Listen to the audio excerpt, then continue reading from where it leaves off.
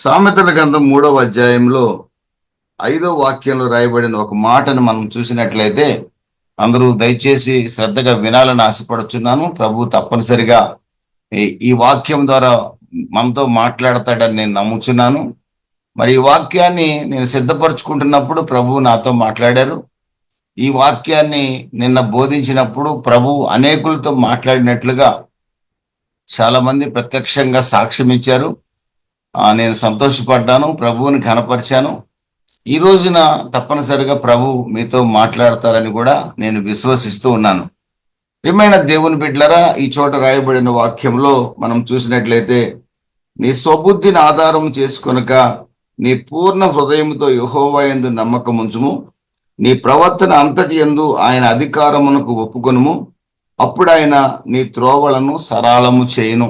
ప్రియమైన దేవుని బిడ్డలారా, ప్రభు అయిన యేసుక్రీస్తు రక్తంతో కడగబడిన ఒక బిడ్డకి, ఒక క్రైస్తవుడికి, దేవుణ్ణి ఎరిగిన ఒక వ్యక్తికి ప్రభు హెచ్చరిస్తున్న మాట ఏమిటంటే, మన స్వబుద్ధిని మనం ఆధారం చేసుకోకుండా, మన స్వశక్తిని మనం ఆధారం చేసుకోకుండా యెహోవా మీద నమ్మకం ఉంచి గనక మనం ముందుకు సాగగలిగితే తప్పనిసరిగా దేవుడు మన మార్గాన్ని సరళం చేస్తాడని ఆ చోట రాయబడింది. అంత మాత్రమే కాదండి, క్రైస్తవులుగా మన ప్రారంభం చాలా అల్పంగా ఉన్నప్పటికీ కూడా మన ముగింపుని మన ప్రభు మహిమకరంగా మారుస్తాడని కూడా ఈ వాక్య భావం తెలియజేస్తుంది. క్రైస్తవం యొక్క ప్రారంభం చాలా అల్పంగా ఉంటుంది, కానీ ముగింపు ఎలా ఉండాలి అంటే, ఆ క్రైస్తవుడు ప్రభు నందు విశ్వాసముతో తన జీవిత కాలంలో కొనసాగి పరిశుద్ధత నుండి అతి పరిశుద్ధతలోనికి వెళ్తూ, కృప నుండి అధిక కృపను దేవుని వద్ద నుంచి పొందుతూ, రకరకాల పరిస్థితులు ఎదురైనప్పటికీ కూడా ప్రభు కొరకు నీతిగా, న్యాయంగా, నమ్మకంగా నిలబడి చివరికి ఒక క్రైస్తవుని యొక్క జీవితంలో ముగింపు మహిమకరంగా ఉండటము అంటే అర్థం ఏంటంటే, ప్రభు ఆ క్రైస్తవుని, క్రీస్తుని ఎరిగిన ఆ బిడ్డని ప్రభు ఏమని పిలవాలంటే, బల నమ్మకమైన మంచి దాసుడా, నీవు నా రాజ్యములో పాలుబంపులు పొందు, నా సంతోషాన్ని నీవు కూడా అనుభవించమని చెప్పే ఆ గొప్ప కృపని ఒక క్రైస్తవుడు పొందడమే అది మహిమకరమైన ముగింపండి ఒక క్రైస్తవుడికి తన యొక్క జీవితంలో. ప్రియమైన దేవుని బిడ్డలారా, ఈ భూమి మీద ఉన్నప్పుడు మన అనేకులు పొగడొచ్చు, అనేకులు మనకు అవార్డులు ఇవ్వచ్చు, రివార్డులు ఇవ్వచ్చు, అనేకులు మన బోధన మెచ్చుకోవచ్చు, అనేకులు మన పాటలను మెచ్చుకోవచ్చు. ఈ ఘనత అంతా తాత్కాలికమేనండి. ఈ ఘనత అంతా కూడా తాత్కాలికమే. ఈ రోజున క్రీస్తుని ఎరిగిన ఒక బిడ్డ ఈ ఘనతను ఆటోమేటిక్ ఘనతలు వస్తూనే ఉంటాయి, కానీ దేవుని ద్వారా ఘనత పొందగలగాలి. ఆమేన్, హల్లెలూయా. మెప్పు, మహిమ, ఘనత దేవుని ద్వారా పొందగలగాలి. ఆ మెప్పు, మహిమ, ఘనత దేవుని ద్వారా పొందగలిగేది ఎప్పుడంటే ముగింపులోనే ఆ వ్యక్తి పొందగలడు. కనుక ఈ భూమి మీద మనం జీవించే జీవితం చాలా ప్రాముఖ్యమైనది. అది క్రీస్తులో మనము మన జీవితాన్ని ఈ లోకంలో ముగించినప్పుడు మన యొక్క ఎండ్ అనేది చాలా గ్లోరియస్ గా ఉండాలి.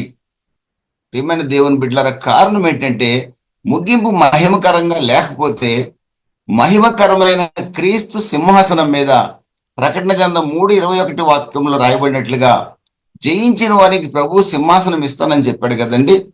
మనము గనక మన ముగింపు ఈ భూమి మీద మన ఎండ్ మహిమకరంగా లేకపోతే, మహిమకరమైన ఆ సింహాసనంలో ఒక రోజున మనం కూర్చోలేము. ఈ విషయాన్ని మనం చాలా జాగ్రత్తగా గుర్తుపెట్టుకోవాల్సిన అవసరం ఎంతైనా ఉంది. ప్రియమైన దేవుని బిడ్డలారా, మన యొక్క ముగింపు మహిమకరంగా ఉండాలి అనేది చాలా ప్రాముఖ్యమైన విషయం. కారణం, మన మహిమకరమైన సింహాసనం మీద ప్రభువుతో ఆసీనులు కావాల్సిన వారం. అంత మాత్రమే కాదు, ప్రభు అయిన యేసుక్రీస్తుతో ప్రకటన గ్రంథం 20వ అధ్యాయం 5-6 వాక్యాల ప్రకారం ఈ భూమి మీద మనం 1000 ఏళ్ళు ఆయనతో కలిసి పరిపాలించవలసిన వారం. అంత మాత్రమే కాదు, ప్రకటన గ్రంథం 22వ అధ్యాయం 4, 5, 6 వాక్యాల ప్రకారం యుగ యుగములు దేవుని యొక్క ముఖ దర్శనాన్ని చేయవలసిన వారం మనం. దేవునికి స్తోత్రం కలుగును గాక. మనం ప్రభు కౌగిల్లో నిరంతరము జీవించవలసిన వారం. 1 తెస్సలోనిక 4వ అధ్యాయం 17వ వాక్యం ప్రకారం సదాకాలం ప్రభువుతో మనం ఉండవలసిన వారం. అంత గొప్ప మహిమకరమైన ఆనందాన్ని పొందాలి అంటే క్రైస్తవుడి యొక్క ముగింపు మహిమకరంగా ఉండాలి.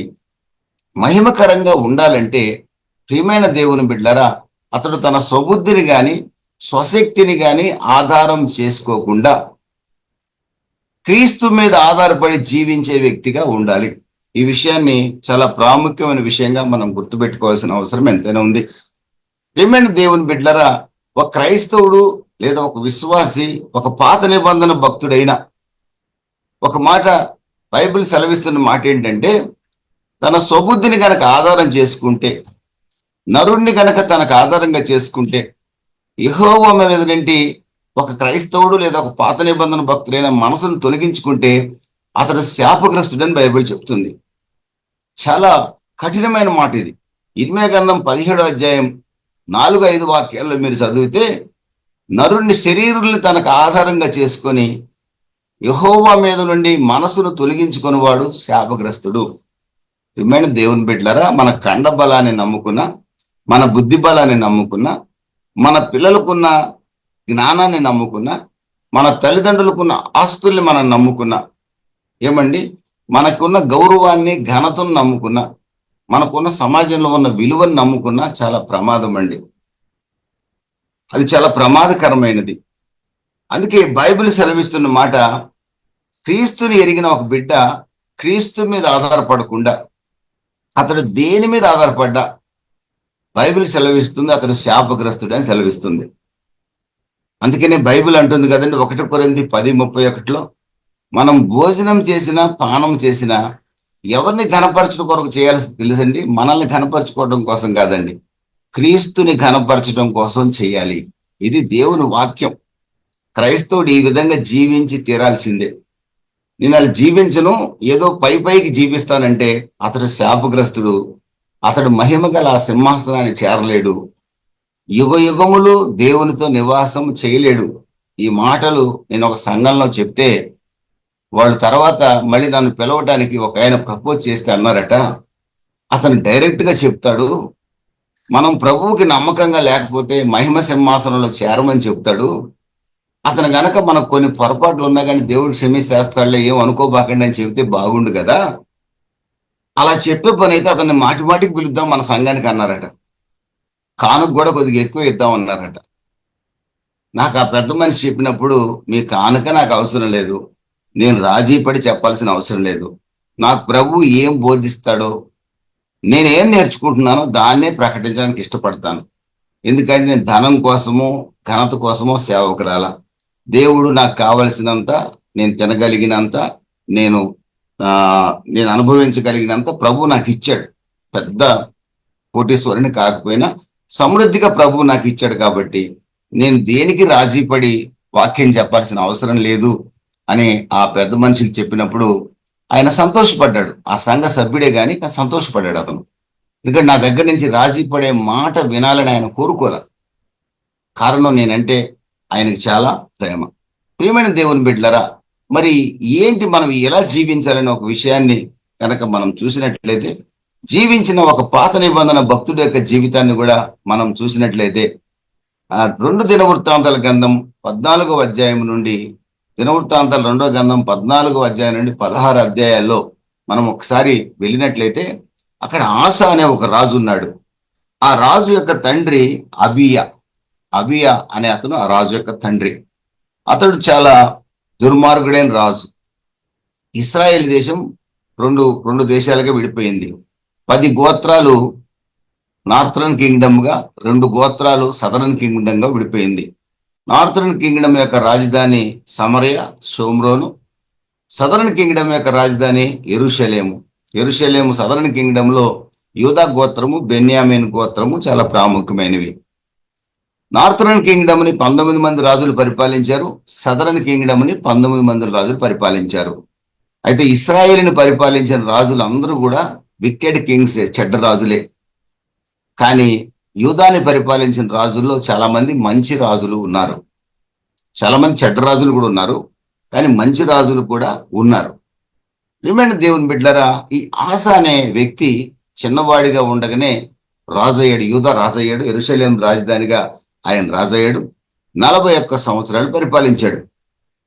అయితే బైబిల్లో రాయబడిన మాట ఏంటంటే 14వ అధ్యాయం 2వ వాక్యంలో ఆసాను గురించి రాయబడిన మాట 2వ వాక్యంలో, దినవృత్తాంతాలు 2వ గ్రంథం 14వ అధ్యాయం 2వ వాక్యంలో, ఆస తన దేవుడైన యెహోవా దృష్టికి అనుకూలముగాను యథార్థముగాను నడిచాడు. అనుకూలముగా యథార్థంగా నడిచాడు. He did right in the sight of God. దేవుని యొక్క దృష్టిలో అతడు చాలా మంచి కార్యాలు చేశాడు, ఉన్నత కార్యాలు చేశాడు. అందుకని దేవుడు ఏం చేశాడో తెలుసండి, 14వ అధ్యాయంలో 6వ వాక్యంలో మీరు చదివితే, ఆ సంవత్సరముల్లో అతనికి యుద్ధములు లేకపోవుట చేత దేశములో నెమ్మది కలిగి ఉండెను. యెహోవా అతనికి విశ్రాంతి దయచేసి ఉండగా అతడు యూదా దేశమున ప్రాకారములు గల పట్టణములు కట్టించెను. దేవుడు అతనికి నెమ్మదినిచ్చాడంటే నలుదిశలా. ఏమంటే దేవుని దృష్టిలో మనం మంచి కార్యాలు చేసేవారిగా ఉంటే, దేవుని యొక్క మెప్పును పొందగలిగే జీవితాన్ని మనం ఈ భూమి మీద జీవిస్తే, వాక్యానుసారమైన జీవితాన్ని జీవించడానికి ప్రయత్నం చేస్తే కొన్ని పొరపాట్లు ఉంటాయి. పశ్చాత్తాపడుతూ ప్రభువుకి ఇష్టమైన జీవితాన్ని జీవించడానికి కనుక మనం ప్రయత్నం చేసినప్పుడు తప్పనిసరిగా దేవుడు మనకు నలుదిశలా నెమ్మది కలగజేస్తాడు. ఈ మాట సత్యం. సామెతల గ్రంథం 16వ అధ్యాయం 7వ వాక్యంలో రాయబడిన మాట ఏంటంటే, ఒక మనుషుని యొక్క ఆ మార్గము నడత యెహోవాకి ప్రీతికరమైనప్పుడు, దేవునికి ప్రీతికరమైనప్పుడు, దేవుడట అతని శత్రువులను కూడా అతనికి మిత్రులుగా చేస్తాడట. ఒక వ్యక్తి యొక్క నడత దేవునికి ఇష్టమైనప్పుడు దేవుడు ఆ వ్యక్తి యొక్క శత్రువులను కూడా అతనికి మిత్రులుగా చేస్తాడట. ఇప్పుడు ఆసాకు చుట్టుపక్కల శత్రువులే లేకుండా చేశాడండి. కారణం, ఆస అనే రాజు, యూద రాజు దేవునికి ఇష్టలుగా జీవించాడు. ఈయన ఏమి చేశాడు దేవుని దృష్టిలో మంచి కార్యాలు అని అంటే, మొట్టమొదటిది 14వ అధ్యాయం 2 నుండి 6 వాక్యాలు మీరు చదివితే, అతని తండ్రి అయిన అబియా, ఇక అతని ముందున్న వారు కూడా, పితరులు కూడా చాలా మంది దుష్టులు ఉన్నారు. వాళ్ళు ఏం చేశారంటే, జీవము గల దేవుడైన యెహోవా మీద నుండి మనసును తొలగించుకొని ఏమంటే అన్య దేవతల్ని ఆరాధించడం ప్రారంభించారు. వారు శాపగ్రస్తులయ్యారు. యెహోవా మీద నుంచి మనసును తొలగించుకున్నారు, విగ్రహాలను ఆశ్రయం చేసుకున్నారు. అందుకే వాళ్ళు శాపగ్రస్తులయ్యారు. వారు ఏం చేశారంటే విగ్రహాలను నిలిపారు యెరూషలేం పట్టణంలో. యెరూషలేం దేవాలయాన్ని చాలా కాలం మూసేశారు. వాక్య ధ్యానం లేదు, గ్రంథ పఠనం లేదు. యెరూషలేంలో ఉన్నతమైన కొండల మీద అన్య దేవతల యొక్క బలిపీఠాలు కట్టారు. అన్ని దేవతలకు బలులు అర్పించేవాళ్ళు. అష్తారోతు దేవతలకి, బయలు దేవతలకి బలులు అర్పించేవాళ్ళు. ఇంకా ఘోరమైన విషయం ఏంటంటే, ఒక మానవుడి యొక్క అంటే మ్యాన్ యొక్క అంటే మగవాడి యొక్క అంగాన్ని ఆకారంగా చేసుకొని దాన్ని పూజించేవాళ్ళు. అక్కడ స్త్రీలు, పురుషులు అందరూ కూడా, స్త్రీలు ముఖ్యంగా. అంటే ఒక రకంగా ఫోనోగ్రఫీ అన్నమాట. అంటే అంతరంగంలో వ్యభిచారం జరిగేది ఆ రోజుల్లో అక్కడ. అంటే హ్యూమన్ యొక్క ఆ జెనెటిక్ పార్ట్స్ ని సింబల్స్ గా వాటిని చేసుకొని పూజించేవాళ్ళు. రోమన్స్ కాలంలో కూడా టెంపుల్ ప్రాస్టిట్యూట్స్ ఉండేవాళ్ళు. దేవాలయానికి సంబంధించిన స్త్రీలను కొంతమందిని పెళ్లి కాకుండా దేవాలయానికి వదిలేస్తారు. వాళ్ళకి ఏదో తెలుగులో ఏదో పేరు ఉంది, టెంపుల్ ప్రాస్టిట్యూట్స్ అంటారు వాళ్ళని. అంటే దేవాలయానికి వాళ్ళని వదిలేస్తారు. ఇక విచ్చలవిడి జీవితం వాళ్ళది. ఇక వాళ్ళతో ఎవరైనా శయనించవచ్చు అన్నమాట. పౌలు గారు కూడా ఏథెన్స్ పట్టణానికి ఆ ప్రాంతాల్లో తిరిగినప్పుడు ఆయన పరితాపం చెందాడు ఆ సంగతులు చూసినప్పుడు. అంటే ఆ మానవ సంబంధాలకు విలువ లేకుండా పోయింది. ఆ సెక్స్ అనేది విచ్చలవిడిగా జరిగేది. స్త్రీ పురుష సంబంధాలకు ఎలాంటి విలువ ఉండేది కాదు. తర్వాత మేల్ జెనటరీ అని వాళ్ళు విగ్రహంగా కారు చేసి పూజించుకునేవాళ్ళు స్త్రీలు. ఎవరి గుండెల్లో వాళ్ళు పెట్టుకొని పూజ చేసుకుంటూ ఉండేవాళ్ళట. ప్రియమైన దేవుని బిడ్డలారా, ఈ యొక్క బయలుదేవతల్ని ఆరాధించే ఆ విగ్రహ స్థలాలని, ఆ యొక్క అస్తారోతు సంబంధించిన ఆ పోల్స్, సింబల్స్, ఆస్ట్రోపోల్స్ అంటారు వాటిని, ఆ సింబల్స్ ని అన్నిటిని కూడా ఇతను విరగొట్టాడు ఆసా అనే రాజు. అంతేకాకుండా మరలా తిరిగి ఎక్కడ నిలుపుతాడోనని వాటిని క్రష్ చేశాడు, పొడి పొడి చేసేసాడు. తన యొక్క పితరులు సొలొమోను దగ్గర నుంచి నిర్మించిన వాటి అన్నిటిని కూడా ఇతను నాశనం చేసి పడేశాడండి. అది దేవునికి మహా సంతోషాన్ని కలిగించింది. 15వ అధ్యాయం 2 క్రానికల్స్ 15th చాప్టర్ 16వ వాక్యంలో అతనికి ఒక నాయనమ్మ ఉండేది, గ్రాండ్ మదర్. అంటే ఇంచుమించు అబియా యొక్క తల్లి అనుకుంటామే. అబియా యొక్క తల్లి కాబట్టే కదా, ఇతని తండ్రి యొక్క తల్లి కాబట్టి ఇతనికి నానమ్మ అవుతుంది. ఈ నానమ్మ కూడా ఏం చేసేది తెలుసండి, ఆ యొక్క మేల్ జెనిటీరియా అని ఆ సింబల్ని, ఆ పురుషుడి యొక్క ఆ అంగాన్ని ఒక విగ్రహంగా చేసుకొని దాన్ని పూజిస్తూ ఉండేదట ఆమె. అంటే భయంకరమైన వృద్ధురాలు, ఫోనోగ్రఫీలో ఉండేదన్నమాట. అశ్లీలమైన ఆ వాటిని చూస్తూ ఆరాధిస్తూ ఉండేది. ఆశ రాజైన తర్వాత మరి ఆ రోజుల్లో రాజుగారు, రాణి గారు, రాజుగారి పిల్లలకి, రాజుగారి తల్లికి, నాయనమ్మకి అందరికి సింహాసనాలు ఉంటాయి కదండి రాజు కూర్చునే దగ్గర. ఆయన ఏం చేసినట్టు తెలుసండి, ఆశా గారు తాను రాజు అయిన వెంటనే ఆ నాయనమ్మ దగ్గర ఆ విగ్రహాన్ని చూసి ఏమండి ఆమెను సింహాసనం నుంచి పడదోశాడు. చిచ్చి, నువ్వు సింహాసనానికి పనికిరావు, జీవం గల దేవుడిని నమ్మిన నీవు ఈ భయంకరమైన విగ్రహాన్ని పూజిస్తావా అని చెప్పి ఆమెని తోసేశాడు ఆయన. ప్రియమైన దేవుని బిడ్డలరా, ఇది దేవుని యొక్క హృదయానికి సంతోషాన్ని కలిగించింది. రెండవది, ఆయన దేవుని యొక్క ఆరాధనని పునరుద్ధరించాడు. He restored the worship of God. దేవుని యొక్క ఆరాధన ఆగిపోయింది అప్పటి వరకు. అబియా లాంటి వాడి వల్ల దేవుణ్ణి ఆరాధన చేసేవాళ్ళు కాదు ప్రజలు. జీవం గల దేవుణ్ణి నమ్మిన వాళ్ళే తక్కువ ఉండేవాళ్ళు. జీవం గల దేవుని బిడ్డలు అన్ని దేవతలను ఆరాధన చేసేవాళ్ళు. ఎందుకంటే పాపం చేయొచ్చు కదండి, పాపం చేయొచ్చు, ఏమైనా చేయొచ్చు అనే దేవతల ఆరాధన. అదే యెహోవా మందిరానికి వస్తే పాపం చేయకూడదు కదా. అందుకే ఈ రోజున యేసుప్రభు గురించి చెప్తే చాలా మంది ఎందుకు వినరంటే, యేసుప్రభు దగ్గరికి వస్తే పాపం చేయకూడదు, జాగ్రత్తగా ఉండాలి. కాబట్టి పాపం చేయకుండా ఉండటం కుదరదు కాబట్టి మేము యేసుప్రభు దగ్గరికి రామనే వాళ్ళు చాలా మంది ఉన్నారు. కాబట్టి ఆ రోజున యూదా ప్రజలు కూడా అదే పరిస్థితి.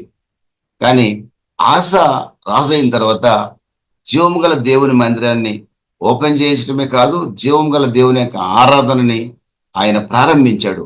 మరలా యాజకుల్ని నియమించాడు, చక్కగా మీరు ఆరాధన చేయమన్నాడు. దేవుని మందిరాన్ని అంతా చాలా శుభ్రం చేశాడు. మరలా తిరిగి ఆరాధన ప్రారంభించాడు. వాక్యాన్ని బోధించే బాధ్యత ధర్మశాస్త్రోపదేశకులకు ఇచ్చాడు. వాక్యాన్ని ప్రకటించండి దేశమంతా, మీరు ఎందుకు మౌనంగా ఉన్నారు, మీరు వాక్యాన్ని ప్రకటించండి అని చెప్పి వాక్యానికి ప్రాధాన్యత ఇచ్చాడండి. దేవుని యొక్క వాక్యానికి గొప్ప ప్రాధాన్యత ఇచ్చాడు. మనకు బాగా తెలుసు కదా, కీర్తనల గ్రంథం 119వ కీర్తనలో దేవుని యొక్క వాక్యం ఎంత గొప్పదో. అది మనల్ని పాపం చేయకుండా కాపాడుతుంది, అది మనకు దీర్ఘాయుష్ ఇస్తుంది, అది మన మార్గములకు త్రోవగా వెలుగ్గా ఉంటుంది. ఏమండి, అది అతిమధురంగా ఉంటుంది. ఏమండి, దేవుని యొక్క వాక్యం మనల్ని బ్రతికిస్తుంది. దేవుని యొక్క వాక్యం శ్రమల్లో కూడా మనకు తోడుగా ఉంటుంది. దేవుని యొక్క వాక్యాన్ని మనం ధ్యానించటం ద్వారా అన్ని విషయాల్లో కూడా మనం సఫలమవుతాం. మొదటి కీర్తనలోనే ఉంది, అతడు చేయనిదంతయు సఫలమగును అని రాసింది. ప్రియమైన దేవుని బిడ్డలారా, దేవుని యొక్క వాక్యానికి అధిక ప్రాధాన్యత ఇచ్చాడు. దేవుని యొక్క ఆరాధనకి ఆయన విలువనిచ్చాడు. అంతకుముందు ఆ విలువ లేదు. అందుకే ఆశ దేవుని దృష్టిలో చాలా ఇష్టమైన వాడయ్యాడు. మూడవది, ప్రియమైన దేవుని బిడ్డలారా, ఆశ ప్రజలందరూ కూడా జీవము గల దేవుణ్ణి ఆరాధించమని ఒక శాసనం చేశాడు. 15వ అధ్యాయంలో మీరు చదువుకున్నట్లయితే అక్కడ అజరే అనే ఒక ప్రవక్త వచ్చి ఆశాని హెచ్చరించాడు. ఆశ, నువ్వు దేవునికి ఇష్టమైన పనులు చేస్తున్నావు, ఇలాగే ఉండు. ఒకవేళ నువ్వు దేవుడిని విసర్జిస్తే దేవుడు కూడా నిన్ను విసర్జిస్తాడు, జాగ్రత్త. ఇప్పుడు దేవుని కొరకు ఎన్ని గొప్ప కార్యాలు చేస్తున్నావు, ఆ కార్యాలు కంటిన్యూ చేస్తూనే ఉండమని చెప్పాడు. దేవుడి ద్వారా ప్రవక్త పంపబడ్డాడు. ఆశ సంతోషపడ్డాడు. ఆ తర్వాత ఆశ ఏం చేశాడు తెలిసిండి రాజుగారు, మొత్తం మీద జనాలందరినీ పోగు చేశాడు. జీవము గల దేవుడైన యెహోవాను తప్ప మన దేశంలో మీరు ఎవరిని ఆరాధించినా వాళ్ళ కుటుంబాలు వాళ్ళ యొక్క జీవితాలు సర్వనాశనం అయిపోతాయి, జాగ్రత్త. యూదా ప్రజలందరూ కూడా జీవము గల దేవుని మందిరానికి వెళ్ళాలి, జీవము గల దేవుణ్ణి ఆరాధించాలి, జీవము గల దేవుని యొక్క వాక్యాన్ని వినాలి అని శాసనం చేశాడు. ఎవరైనా దీనికి విరోధంగా ప్రవర్తిస్తే జాగ్రత్త అని హెచ్చరించాడు ఒక రాజు. కాబట్టి మనం ఆ విధంగా ఇప్పుడు హెచ్చరించలేము. కారణం ఏంటంటే మనం రకరకాల దేశాల్లో ఉంటాం. యూదా దేశము దేవుని యొక్క దేశం కాబట్టి ఆయనకు అధికారం ఉంది. హెచ్చరించాడు అంటే దాని అర్థం ఏంటి తెలుసండి, ప్రజలు దేవునితో సంబంధాన్ని కోల్పోయారు. ఆశ ఒక శాసనం చేసి ప్రజలకి దేవునితో సంబంధాన్ని పునరుద్ధరించాడు. రాజుకు భయపడైనా సరే ఆరాధన ప్రారంభించారు. ఆరాధన ఎప్పుడైతే ప్రారంభించారో దేవుడు ఏం చేస్తాడు, ఆటోమేటిక్ గా వాళ్ళతో మాట్లాడతాడు. మన పిల్లలు కూడా తల్లిదండ్రులమైన మనకు భయపడి చిన్నప్పుడు చర్చికి వస్తారు. నెమ్మది నెమ్మదిగా వాక్యం ద్వారా ప్రభు మన పిల్లలతో మాట్లాడితే యవన కాలంలో వాళ్ళు రక్షణ పొందుతారు. వాళ్ళు రక్షణ పొందారు అనుకోండి, దేవుళ్ళనే ఉంటారు. అలా కాకుండా వాళ్ళు రక్షణ పొందలేదు అనుకోండి, సైతాను బిడ్డలుగా తయారవుతారు. మన పిల్లలందరూ దేవునిలోనే ఉండాలని ఏం లేదు, సైతాన్ బిడ్డలు తయారయ్యే వాళ్ళు కూడా చాలా మంది ఉన్నారు. కానీ మీలో ఎంతమంది పిల్లలు దేవుని బిడ్డలకు ఉన్నారో మీరు ధన్యులు, దేవునికి స్తోత్రం కలుగును గాక. నా పిల్లలు కూడా దేవుని పిల్లలుగా ఉన్నందుకు నేను సంతోషపడుతున్నాను. అప్పుడప్పుడు ఒడిదుడుకులు వస్తాయి, కానీ దేవుని పిల్లలుగా ఉన్నారు. ఏసే నిజమైన దేవుడిని వాళ్ళు తెలుసుకున్నారు. మరొక విగ్రహాల జోలికి వెళ్ళనందుకు నేను సంతోషపడుతున్నాను. ఇది మన ద్వారా కాదు జరిగేది. నా పిల్లలు 30 years అబోవ్ ఉన్నాయి. వాళ్ళు నేను బలవంతం చేస్తే దేవునిలో ఉండరు. వాళ్ళు జీవం గల దేవుడే దేవుడని వాళ్ళు, సరే మా జీవితాలను బట్టో, ప్రభు వాళ్ళతో మాట్లాడిన దాన్ని బట్టో, దైవ సేవకులు చెప్పిన బోధన బట్టి వాళ్ళు విశ్వసించారు, ప్రభువులో ఉన్నారు. కాబట్టి ప్రారంభంలో మనం వాళ్ళని హెచ్చరించగలం, కానీ పెద్దయ్యాక దేవుడే వాళ్ళని మార్చుకోవాలి. ఆశ చేసిన ఆ శాసనాన్ని బట్టి చాలా మంది బలవంతంగా దేవుని దగ్గరకు వచ్చారు. ఆ తర్వాత ప్రభు వారితో మాట్లాడి కొందరిని స్థిరపరిచాడు. ఈజ్ ఫోర్స్ టు, ఆయన ఫోర్స్ చేశాడు, దేవుడిని ఆరాధించమని ఫోర్స్ చేశాడు. ఒక రకంగా అతను చేసింది మంచిదే, ఎందుకంటే ఆ దేశం యూదా దేశం, దేవుని యొక్క దేశం అది. కాబట్టి అతనికి ఆ హక్కు ఉంది. కాబట్టి దేవునితో ప్రజలకి సంబంధాన్ని ఆయన ఏర్పరచడానికి ప్రయత్నం చేశాడు. ఎంతమంది సంబంధం కలిగి ఉన్నారు, ఎంతమంది నటించారు అనేది మనకు తెలియదు, దేవుడికే తెలుసు. కాబట్టి వీటన్నిటి విషయంలో కూడా మనం చూస్తే ఆశ దేవుణ్ణి హృదయపూర్వకంగా ఆయన ఆరాధించాడు, హృదయపూర్వకంగా ప్రేమించాడు, హృదయపూర్వకంగా వెతికాడు. కనుకనే అతడు దేవునికి ఇష్టమైన కార్యాలన్నీ చేశాడు. టోటల్గా అతడు దేవుడి మీదనే ఆధారపడ్డాడు. విచిత్రమైన విషయం ఏంటంటే ఇతని యొక్క తండ్రి అబియా, అతను చాలా చెడ్డ రాజు. కానీ 13వ అధ్యాయం 13-14 వాక్యాల్లో మీరు చూస్తే ఆశ తండ్రి చెడ్డవాడైనా కూడా ఒకరోజు అతని మీదకి ఇశ్రాయేల్ రాజైన యెరోబోము యుద్ధానికి వచ్చాడు. ఇశ్రాయేల్ రాజైన యెరోబోము యుద్ధానికి వస్తే దుర్మార్గుడైన అబియా కూడా ఏం చేశాడు తెలుసండి, జీవము గల దేవునికి ఆరాధన చేసి కన్నీటితో ప్రార్థించాడండి. వాడు దుర్మార్గుడైనా దేవుని దగ్గరకు వచ్చి ఏడ్చాడు. మన దేవుడి యొక్క గొప్ప గుణం ఏంటి తెలుసా? 2 కొరింథీ 1వ అధ్యాయం 4వ వాక్యం ప్రకారం ఆయన కనికరము గల తండ్రి, is the father of compassion. కనికరము గల తండ్రి ఆయన కన్నీరు కాయిస్తే చాలండి, సహాయం చేయడానికి సిద్ధంగా ఉంటాడు. ఆయన పాప ఊబిలో పడి నేను ఏడుస్తుంటే ఎవరు నాకు సహాయం చేయడానికి రాకపోతే యేసు నాకు సహాయం చేయడానికి వచ్చాడు. దాన్ని నేను మర్చిపోలేను. నేను అప్పటికి ఆయన నమ్మకపోయినా నా దగ్గరకు వచ్చాడు. ఆయన మాట్లాడాడు, సరే నేను ఆయనకి చేతినిచ్చాను కాబట్టి సరిపోయింది. నేను ఒకవేళ ఆయనకి చేయకుండా ఉంటే కూడా వెళ్ళిపోయేవాడు. ఆయన కాముగా ఉండేవాడు, నన్ను ఏమనేవాడు కాదు. ఆ గోతిలోనే పడి ఉండరా అనేవాడు కాదు. అతను రక్షించేవాడు కాదు. నా పతనం ఇంకో రకంగా ఉండేది. వీడు దుర్మార్గుడైన అబియా రాజు కన్నీరు కార్చిన వెంటనే దేవుడు కనికరించి అతని యొక్క మొర ఆలకించి ఇశ్రాయేల్ రాజైన యెరోబోముని తరిమేశాడండి. యూదా దేశం మీద విజయం సాధించకుండా యెరోబోము ఓడిపోయి తిరిగి తన దేశానికి వెళ్ళిపోయేటట్లుగా దేవుడు చేశాడు. ఈ సంగతి చిన్న పిల్లడుగున్న ఆశ విన్నాడు. నా తండ్రి బహు దుర్మార్గుడు, అయినా ఆయన ఏడిస్తే దేవుడు సహాయం చేశాడు కదా అని ఆశకి దేవుని మీద ఒక నమ్మకం కలిగింది. అందుకనే 14వ అధ్యాయంలో 9వ వాక్యం నుండి 15వ వాక్యం వరకు కూషీయుడైన జెర అనే ఒక రాజు, కూషీయుడు అంటే ఇథియోపియన్ వాడు ఏం చేశాడంటే ఆశ రాజు అయ్యాక యుద్ధానికి వచ్చాడు. 14వ అధ్యాయంలో మీరు చదువుకుంటే అప్పుడు ఆశ ఏం చేశాడు తెలుసండి. 14వ అధ్యాయం 9 నుండి 12 వాక్యాల్లో మనం చూసినట్లయితే, ఆ 11వ వాక్యాల్లో చూస్తే 14వ అధ్యాయంలో ఆశ తన దేవుడైన యెహోవాకు మొరపెట్టి, యెహోవా విస్తారమైన సైన్యము చేతిలో ఓడిపోకుండా బలము లేని వారికి సహాయం చేయుటకు నీకన్నా ఎవరునూ లేరు. మా దేవా యెహోవా, మాకు సహాయం చేయము. నిన్నే నమ్ముకొని ఉన్నాము. నీ నామమును బట్టి ఈ సైన్యమును ఎదిరించుటకు బయలుదేరి ఉన్నాము. యెహోవా, నీవే మా దేవుడు. నరమాతృలను నీ నరమాతృలను నీ పైన జయం అందనీయకమని ప్రార్థింపగా, యెహోవా ఆ కూషీయులను ఆసా ఎదుటను యూదా వారి ఎదుటను నిలువనీయక వారిని మొత్తినందున వారు పారిపోయిరి. ఆసా ఫస్ట్ టైం ఏం చేశాడు తెలుసండి? కూషీయుడైన కూషు దేశానికి చెందిన రాజు యుద్ధానికి వస్తే దేవుని దగ్గర ప్రార్థన చేశాడు. ప్రభువా, మేము యుద్ధానికి వెళ్తున్నాం, నీ నామంలోనే వెళ్తున్నాం. మా శత్రువులను మా పైన విజయం పొందనీయొద్దు.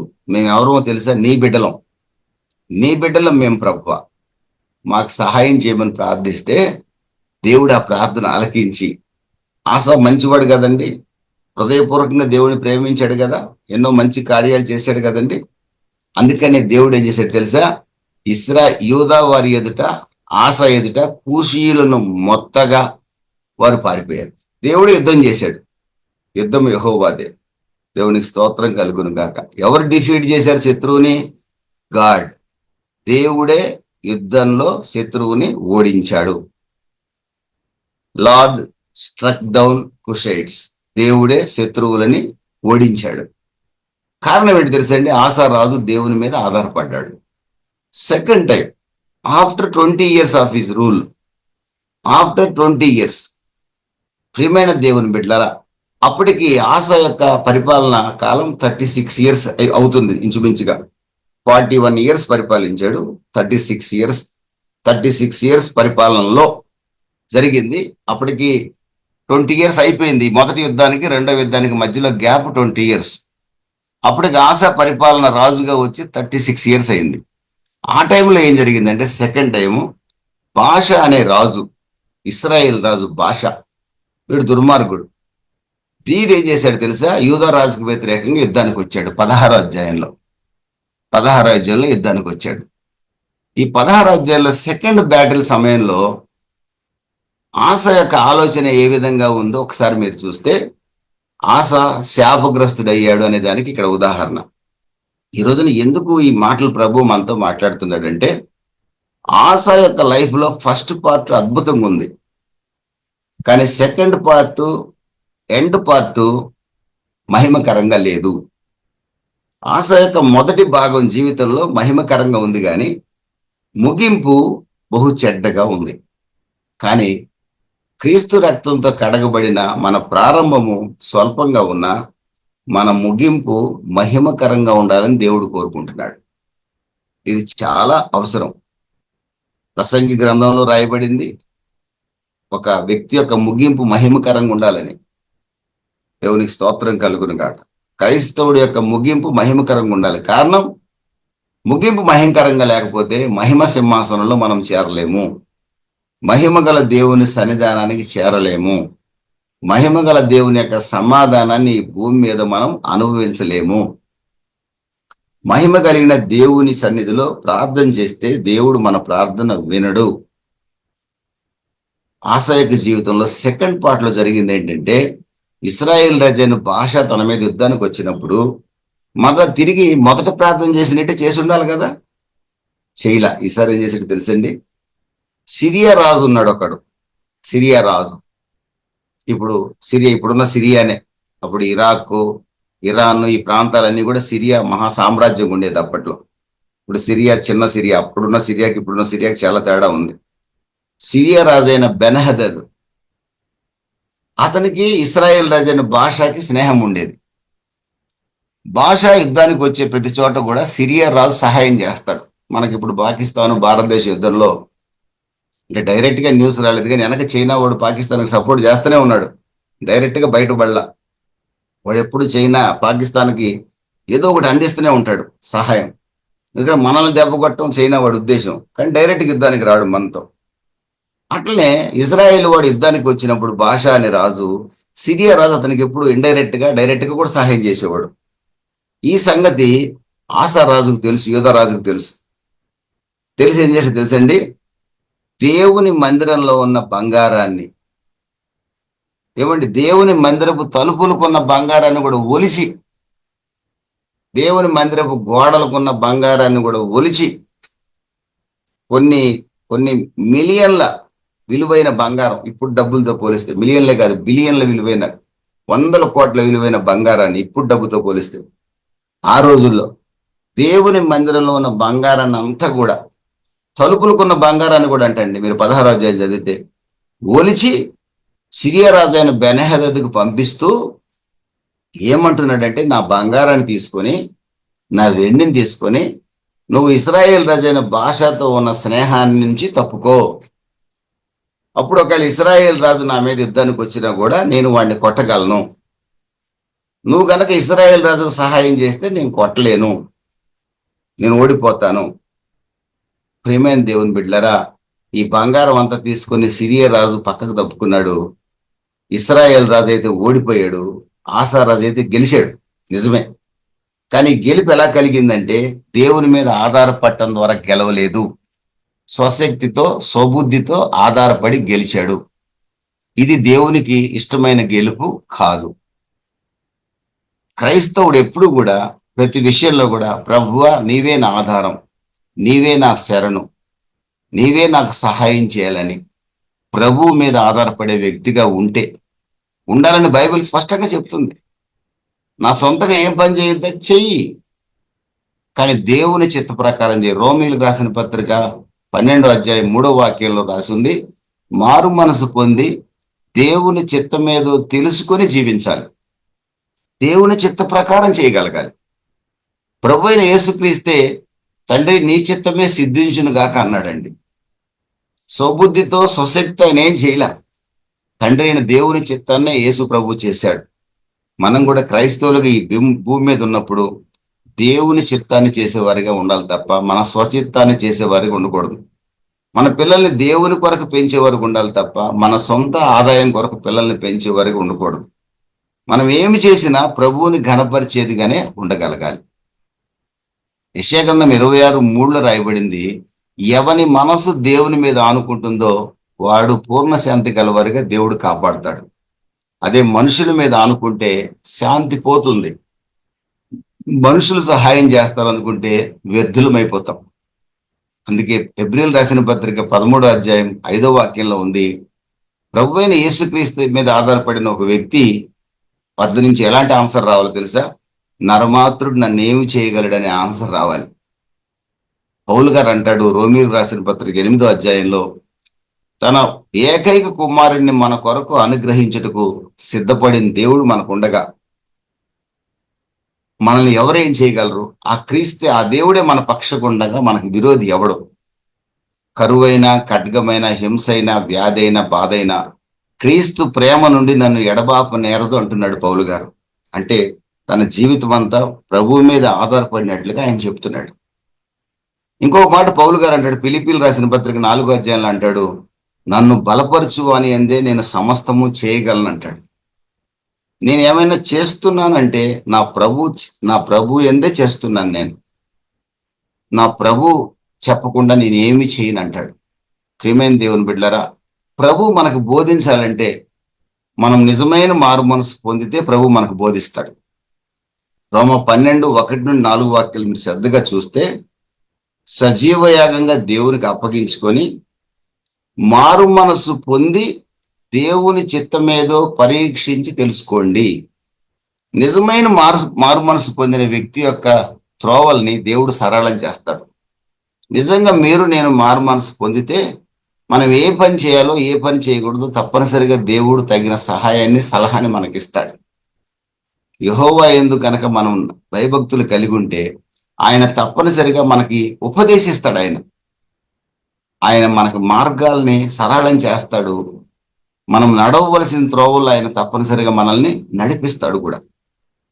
ప్రియమైన దేవుని బిడ్డలారా, నిజమైన మారు మనసు కనుక పొందిన ప్రతి క్రైస్తవుడు కూడా తాను సంపాదించిన సంపాదన అయినా, తన జ్ఞానమైన, తనకు వచ్చిన ఘనత అయినా ఏదైనా కూడా ఇది ప్రభు కృప ద్వారా నాకు కలిగిందనే సాక్ష్యం చెప్తాడు.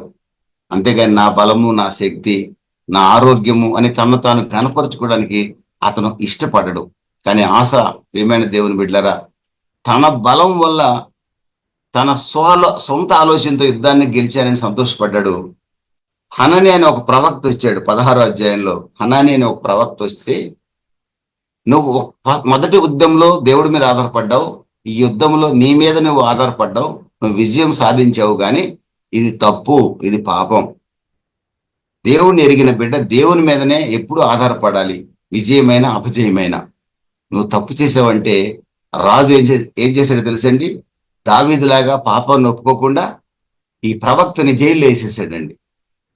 ప్రవక్తని జైల్లో వేసాడు. ఎంత గర్వమో చూడండి ఒకసారి. తప్పును ఒప్పుకోనుంటే ప్రభు క్షమించుండేవాడు. అవును ప్రభు, నన్ను క్షమించు, నీ మందిరంలోని బంగారాన్ని సిరియా రాజుకు పంపించాను, నేను తప్పు చేశానని ఒప్పుకొని ఉంటే. దేవుని మందిరంలో సొమ్ము అండి, దేవుడు సొమ్ముని వాడు శత్రు దేశానికి ఇచ్చాడు యుద్ధంలో గెలవటం కోసం. అదే దేవుని మీద ఆధారపడి ఉంటే సరిపోయింది కదా. మొదటి యుద్ధంలో దేవుని మీద ఆధారపడ్డాడు కదా. ఇక్కడ రెండోసారి వచ్చేటప్పటికి సెల్ఫ్ రిలయన్స్. అక్కడేమో డిపెండెన్స్ ఆన్ గాడ్, ఇక్కడేమో సెల్ఫ్ రిలయన్స్. స్వచిత్తం మీద ఆధారపడ్డాడు, సొంత శక్తి మీద ఆధారపడ్డాడు. ఇది పాపం. ఖండించినప్పుడు ఆ యొక్క ప్రవక్తను జైల్లో వేయించాడు. అంత మాత్రమే కాదు, అతనికి కాళ్లలో జబ్బు పుడితే, ఆ 16వ అధ్యాయం చివరిలో మీరు చూసుకుంటే కాళ్లలో జబ్బు వచ్చిందట. ఆ వ్యాధి వచ్చినప్పుడు చాలా మంది హెచ్చరించారట, జీవం గల దేవుణ్ణి ఆశ్రయించు, నువ్వు స్వస్థత కలుగుతుందని చెప్తే అతడు ఏ మాత్రం కూడా దేవుడి దగ్గర రాలేదంటండి. కఠినుడిగా అలాగే ఉండి చనిపోయాడంట. ఆశ యొక్క ముగింపు బహు చెడ్డదిగా అయిపోయిందండి, మహిమకరంగా లేదు. ప్రియమైన దేవుని బిడ్డలారా, ముగింపు మహిమకరంగా ఉండాలని బైబిల్లో సెలవిచ్చిన మాట యోబు 8:7, యోబు 8:7, ప్రసంగి 7:8, ఈ 2 వాక్యాలు మీరు తర్వాత చూడండి. ముగింపు మహిమకరంగా ఉండాలి, క్రైస్తవుడి యొక్క ముగింపు. ప్రియమైన దేవుని బిడ్డలారా, మన దేవుడు మనకు ఆశ్రయము, మన దుర్గము. ఆయన మనల్ని ప్రేమించి మన కొరకు బలయ్యాడు. 1 యోహాను 4వ అధ్యాయం 16వ వాక్యంలో మనం ఆయన్ని ప్రేమించలా, ఆయనే మనల్ని ప్రేమించాడు. ఎఫ్ఎస్సి 2:7 ప్రకారం కృప ద్వారా గొప్ప రక్షణ ఇచ్చాడు. ఇంత గొప్ప రక్షణ పొందిన మన మీద మనం ఆధారపడొద్దు, మనుషుల మీద ఆధారపడొద్దు. చివరి వరకు దేవుని మీదనే ఆధారపడదాం. దేవుడే మనకు సహాయకుడు ఉంటాడు. నీ హృదయాలు కలవరపడనీయకండి, నా మీద నా యందు విశ్వాసం ఉంచండి అని ప్రభు చెప్పాడు. నమ్ముదాం, ఆయన మీద ఆధారపడదాం. మనుషుల మీద, మన స్వశక్తి మీద ఆధారపడి శాపగ్రస్తులం కావద్దు. హెబ్రీ 12:1 రాయబడింది, విశ్వాసాన్ని కర్త, దాన్ని కొనసాగించువాడైన యేసు వైపే చూద్దాం. మన దేవుడు వాగ్దానం నెరవేర్చే దేవుడు. 2 కొరింథీ 1:20 ప్రకారం మన దేవుడు వాగ్దానం నెరవేర్చే దేవుడు. కనుక కలవరపడొద్దు, కంగారు పడొద్దు. మన దేవుడు మన పక్షంగా వ్యాజ్యం ఆడతాడు. మన దేవుడి చేతిలో నుండి మనల్ని ఎవరు దొంగిలించలేరు. యోహాను సువార్త 10వ అధ్యాయంలో రాయబడింది కదా, నా గొర్రెల్ని ఎవడు దొంగిలించలేడని ప్రభు చెప్పాడు. మనకు ఎలాంటి నష్టం జరగదు, నరమాత్రుడు మనల్ని ఏమీ చేయలేడు. దేవునికి స్తోత్రం కలుగును గాక. ఈ మంచి విశ్వాసాన్ని కలిగి దేవుని మీదనే ఆధారపడుతూ, చివరిగా 1 కొరింథీ 15:58 రాయబడినట్లుగా స్థిరులమై కదలని వారమై ప్రభు కార్యాభివృద్ధి యందు ఆసక్తులై ఉందాం. తప్పనిసరిగా ప్రభు మనకు సహాయం చేస్తాడు. ఆశా వలె మన ముగింపు చెడ్డదిగా ఉండకూడదు, మన ముగింపు మహిమకరమైనదిగా ఉండాలి.